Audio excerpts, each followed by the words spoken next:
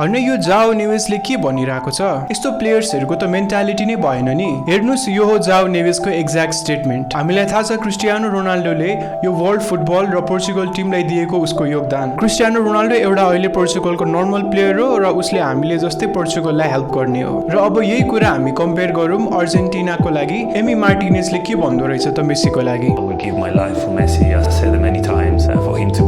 उसले भन्छ मेसीलाई केही जिताउन म आफ्नो ज्यान फाल्नलाई तयार छु अनि उसले पर्फर्मेन्स पनि त्यस्तै राम्रो दिन्छ अझै एमी मार्टिनेज आउनुभन्दा अगाडि त मेसीले एउटा पनि कुनै इन्टरनेसनल ट्रफीहरू जितेको पनि थिएन तर पनि अर्जेन्टिनाले अलरेडी यो सबै ट्रफीहरू जितिसकेको थियो है तर पनि मार्टिनेज चाहिँ यति धेरै प्यासनेट थियो मेसीलाई केही जिताउनको लागि र यही कुरा फेरि पोर्चुगलमा हेर्दाखेरि एउटा यस्तो टिम जसले इन्टरनेसनली कुनै पनि ट्रफी जितेको थिएन रोनाल्डो आउनुभन्दा अगाडि पोर्चुगललाई क्रिस्टियानो रोनाल्डोले युरो कप जितायो as a top goal scorer अनि टप असिस्टर अनि फेरि नेसन्स लिग पनि जितायो as a top goal scorer अनि फेरि दोस्रो नेसन्स लिग पनि जितायो यसपालि फेरि as a top goal scorer यस्तो प्लेयर जसले तिमी जन्मिनु भन्दा अगाडि पनि पोर्चुगलको लागि खेलिरहेको थियो जसले यो देशलाई सबैभन्दा बढी फुटबल वर्ल्डमा चिनाएको छ जसले मेसीले अर्जेन्टिनामा भन्दा पोर्चुगलमा एकदमै धेरै इम्प्याक्ट दिएको छ अनि तिमी रोनाल्डोलाई अरू प्लेयरहरू जस्तो सेम हो भन्छेस बरु